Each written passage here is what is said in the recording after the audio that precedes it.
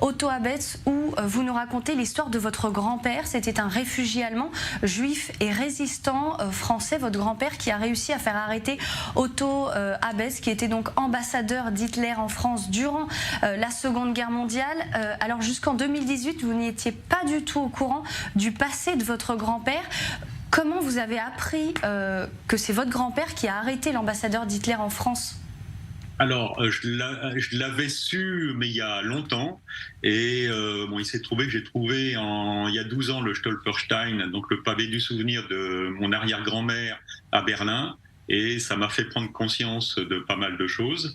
Et à ma retraite, je me suis mis à creuser toute cette histoire, à aller dans les archives polonaises, allemandes, françaises, justice, et je suis tombé sur toute l'histoire de mon grand-père, où j'ai pu tout vérifier, l'ensemble des faits de ce qu'il a fait entre septembre 45 et avril 46 autour d'Abetz, sachant qu'il était dans la résistance depuis au moins le printemps 43 en Saône-et-Loire.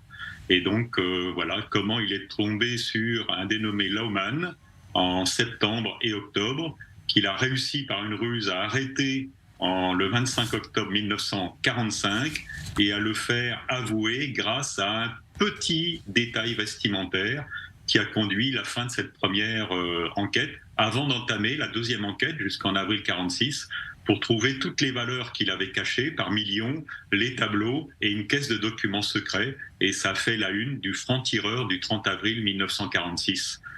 En France. Et donc Didier, c'était un travail colossal, c'est un travail colossal que vous avez fait donc pendant des mois, des années, avec énormément de recherches. Qu'est-ce qui vous animait, qu'est-ce qui vous motivait à vouloir aller jusqu'au bout ? Deux choses. La première, ça a été de connaître ma famille paternelle, que je ne connaissais pas, puisque dans ma famille, tout le monde se taisait. Et voilà, donc ça a été une recherche des origines, qui sont à la fois prusso-polonaises pour mon grand-père et ukrainiennes pour ma grand-mère qui s'appelait Hanna ou Anita Faktorovich. Ça, c'est le premier élément. Et le deuxième point, c'est de rendre hommage et justice à Joachim alias Richard pendant la guerre, mon grand-père, puisque s'il a arrêté Otto Abetz, prouvé toutes ses valeurs, que Abetz a été condamné à 20 ans de travaux forcés, mais il a été gracié par le président Coty après 5 ans, le 16 avril 1954. Mon grand-père, Joachim, lui, n'a jamais été récompensé.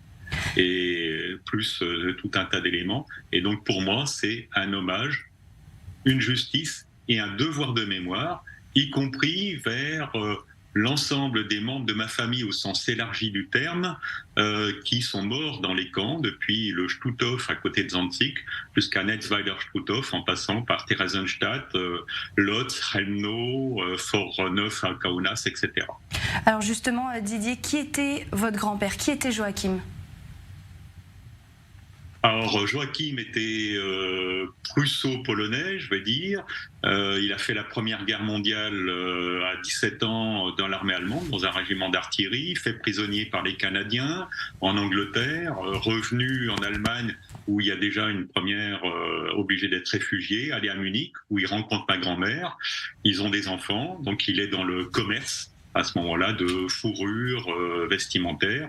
Et en mai 1933, après les autodafés, notamment à Munich, il fuit avec sa famille l'Allemagne nazie pour arriver à Villeurbanne, Lyon, où il va continuer son travail là-dedans jusqu'à la Deuxième Guerre mondiale, où il va être interné comme Allemand dans un camp à Chambaran dans l'Isère, et là il va s'engager dans la Légion étrangère, revenir en septembre 40, rentrer dans une organisation israélite, jusqu'au moment où, en août 42, il apprend que lui et sa famille sont sur les listes de Bousquet qui préparent la rafle du 26 août 42. Et vous avez donc écrit un livre sur votre grand-père. Ce livre, vous l'avez déposé récemment à Yad Vashem, au mémorial Yad Vashem de la Shoah à Jérusalem. Le devoir de mémoire, il est donc important pour vous, on l'imagine ? Ah oui, il est extrêmement important. J'ai eu la chance, lors de mon voyage en Israël, de le déposer à Yad Vashem. Je pense que c'est important pour la mémoire collective. J'ai également rédigé la biographie d'une petite cousine qui était au Luxembourg, Jacqueline Faktorovitch, qui a été déportée à Lodz lors de la première déportation des Juifs. Et ça a été lu pour la 80e commémoration de la première déportation des Juifs. Et également, j'ai rédigé la biographie de toute cette famille luxembourgeoise et d'une autre arrière-grand-mère qui est dans la mémoire digitale de la Fondation luxembourgeoise pour la mémoire de la Shoah, donc à Luxembourg.